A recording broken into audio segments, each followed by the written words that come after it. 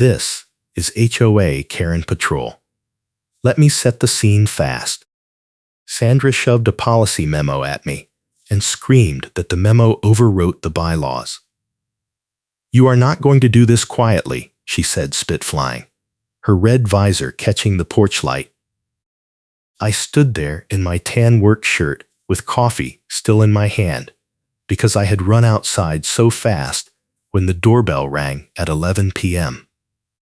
The memo was 3 pages, single-spaced, dated 2 weeks ago, and it claimed I owed the Briarstone Village Association $1,200 for guest parking violations and landscaping damage I never caused. Sandra Taylor, landscaping committee lead, folded her arms and told me the board voted unanimously and my appeal window closed yesterday. I said I never got the first notice. She said that was my problem, not hers, and if I did not pay by Friday, they would put a lien on my house and report me to collections. Then she turned and walked back to her white sedan, leaving the memo on my doorstep like a summons. I picked it up, read it twice under the porch light, and felt my stomach drop. I work as a nurse in a busy clinic, and I am paying off debt. And one bogus collection notice could ruin months of progress. The memo referenced a meeting I never attended and a vote I never heard about. I pulled out my phone and opened the HOA portal. The meeting minutes from that date were posted, but they looked different from the email draft I had saved from the week before. Someone had changed them. I went inside and opened my laptop. I work nights at the clinic sometimes, so I am used to staying up late. But this was different. I logged into the portal and pulled up the minutes from the October meeting. The original email I had received said the board discussed landscaping bids and approved a budget increase. The version on the portal now said the board discussed guest parking enforcement and voted to retroactively bill homeowners for violations dating back 6 months. The date stamp on the PDF said it was created 3 days ago. I took a screenshot. Then I scrolled down to the signature block.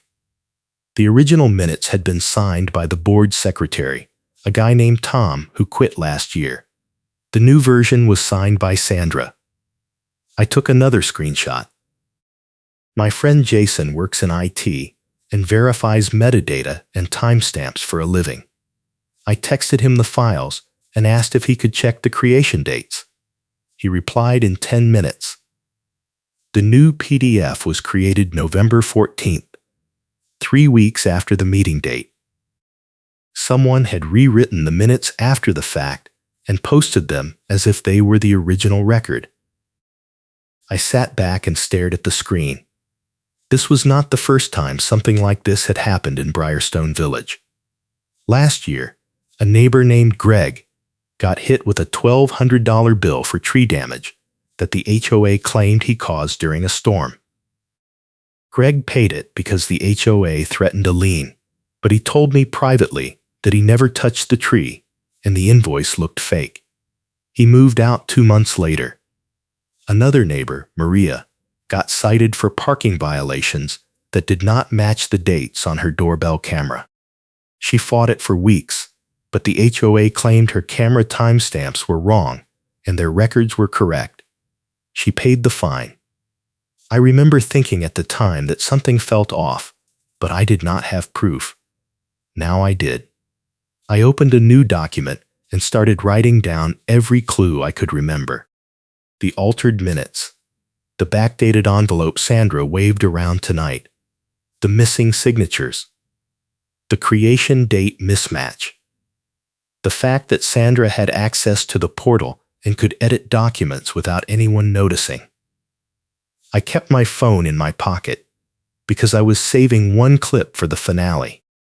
The next morning, Sandra posted in the neighborhood group chat. She did not mention my name, but she did not have to. She wrote that a homeowner was refusing to pay a legitimate assessment, and the board was considering legal action. She said this was a repeat pattern, and the homeowner had a history of non-compliance dating back to a previous case. The chat exploded. People I barely knew started commenting, asking who it was, saying the rules applied to everyone, saying non-payers should be named publicly. I did not respond.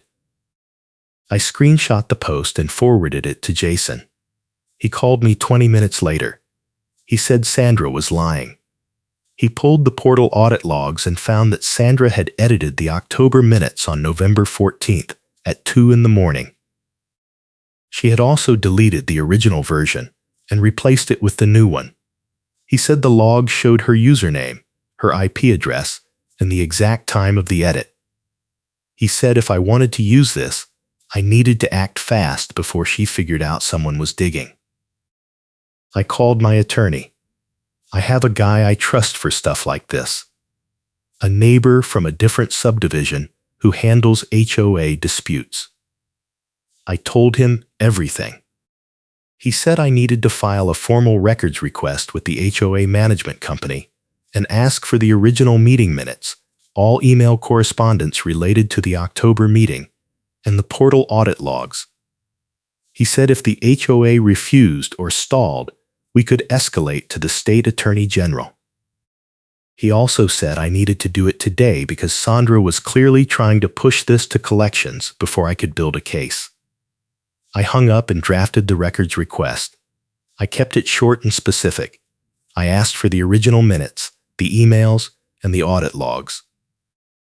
I sent it to the management company at noon. By 2 p.m., I got a reply. The management company said they would need 2 weeks to process the request. I forwarded the email to my attorney. He called me back and said 2 weeks was a stall tactic. He said we needed to pressure them. He drafted a follow-up email and copied the HOA board, the management company, and the state HOA ombudsman. He said if they did not comply within 48 hours, he would file a complaint. I hit send. Sandra called me that night.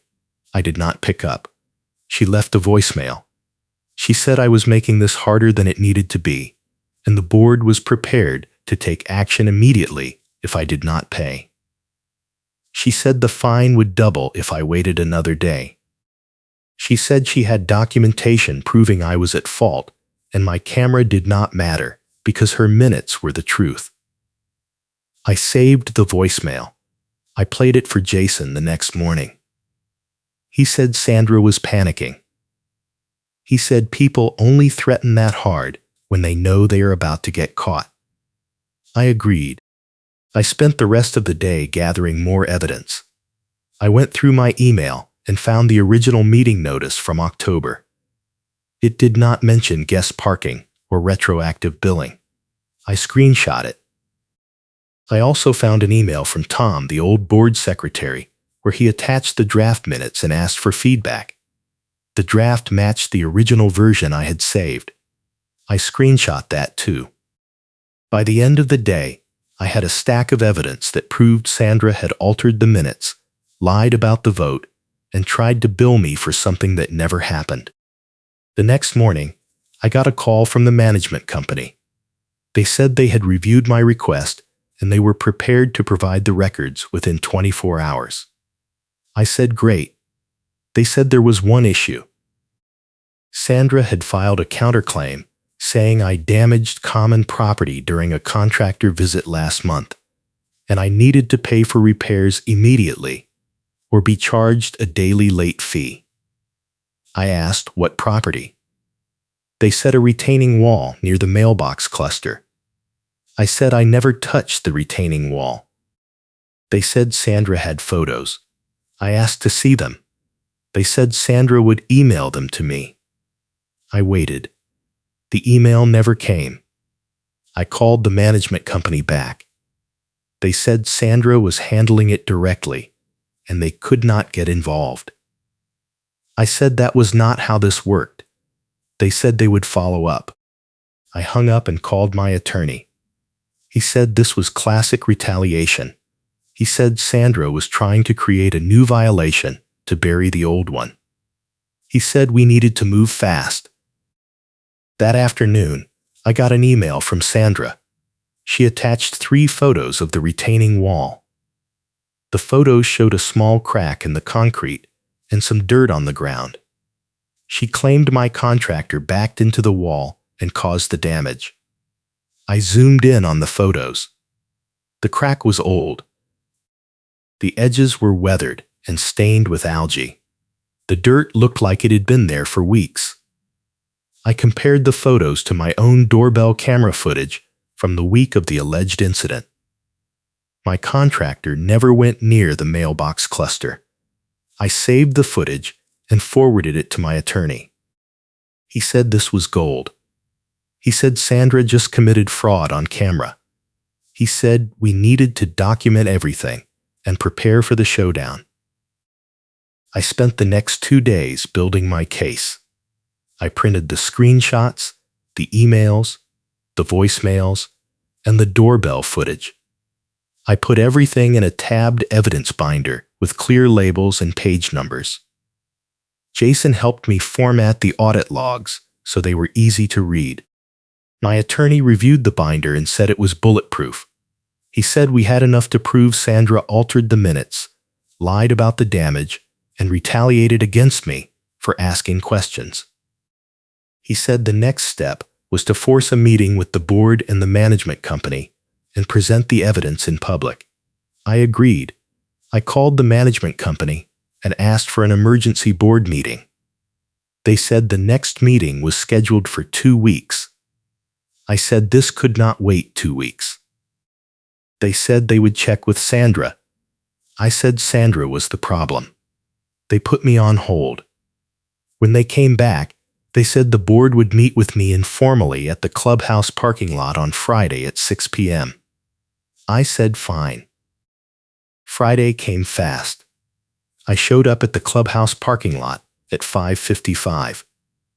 Sandra was already there, standing next to her white sedan with her red visor on and her arms folded. She had a glove box envelope of certified slips in one hand and a clipboard in the other. 2 other board members were with her, both looking uncomfortable. A landscaping contractor I recognized from the neighborhood was leaning against his truck, pretending not to listen.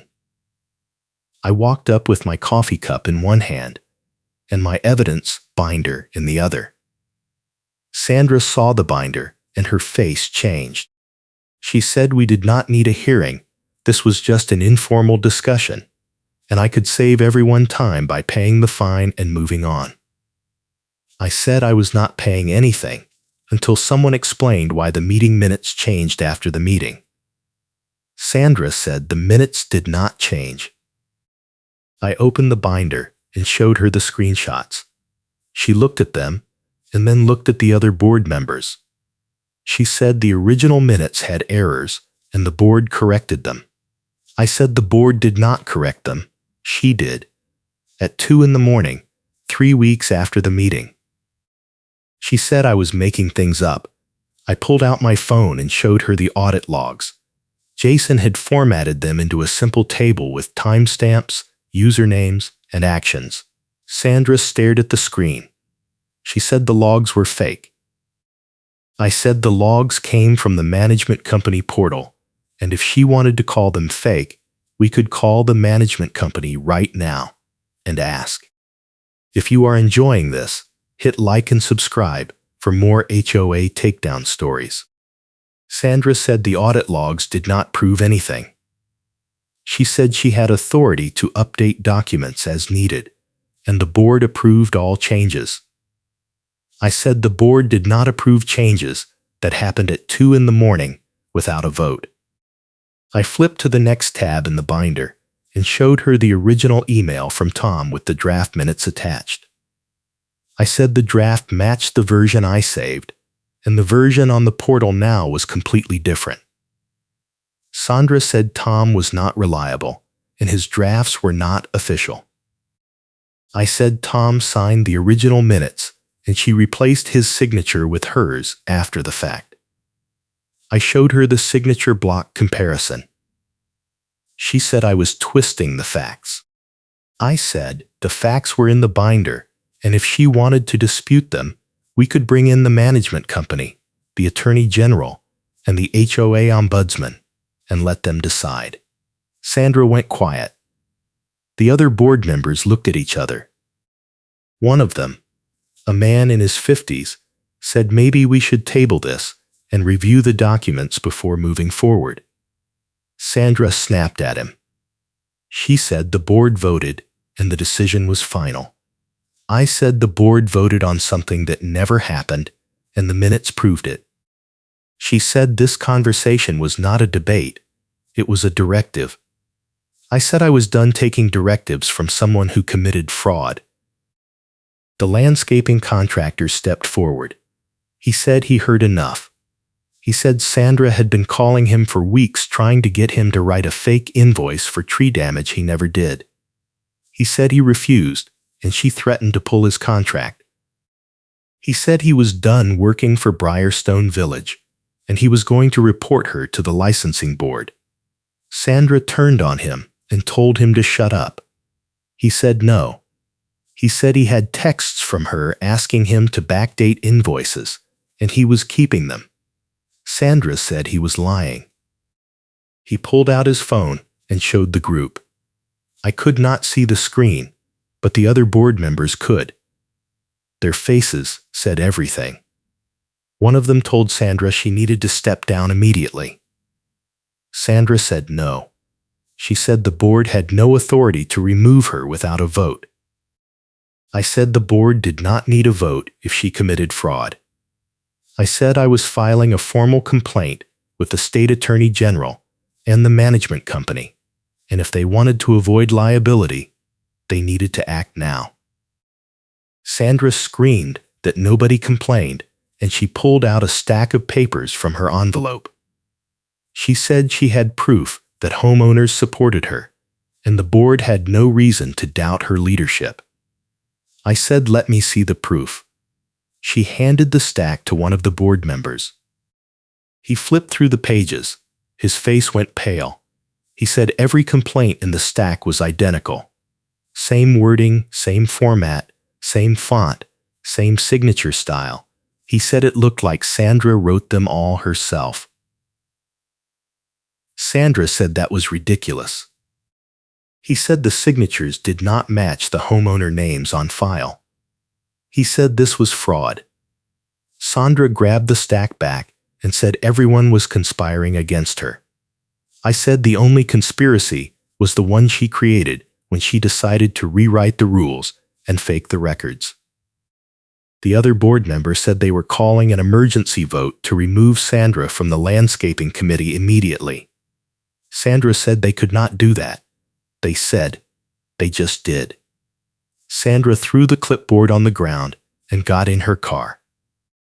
She peeled out of the parking lot and left tire marks on the pavement. The board members apologized to me. They said they had no idea Sandra was altering documents. I said they should have known. I said the HOA portal had audit logs for a reason, and if they had checked them, they would have caught this months ago.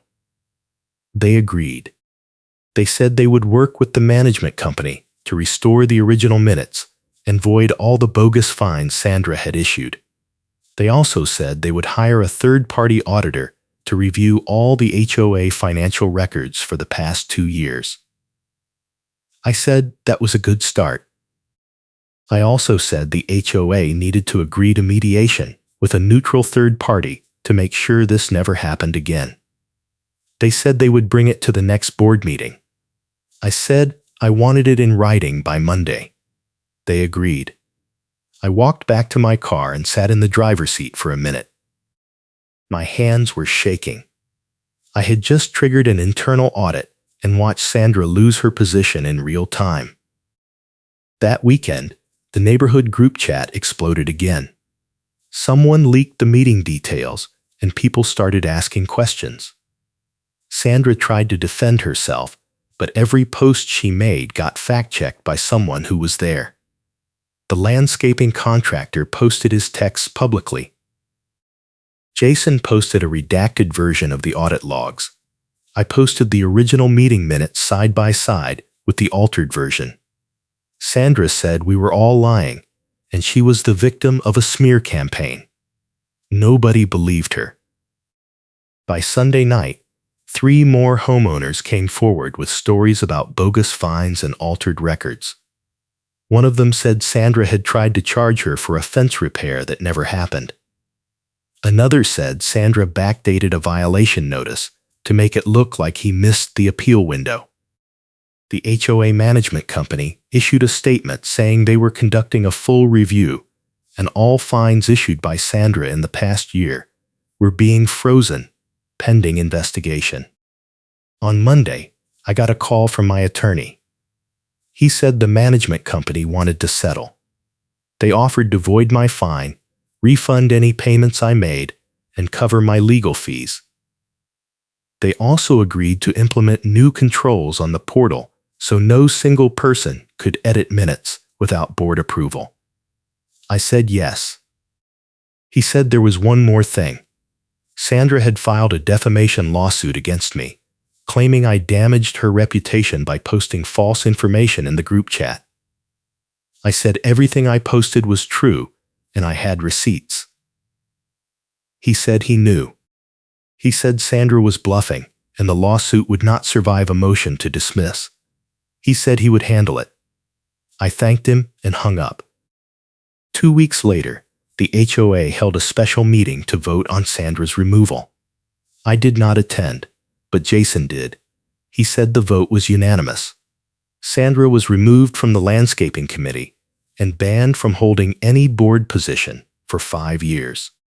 The HOA also voted to hire a professional management company to handle all financial records and minutes going forward.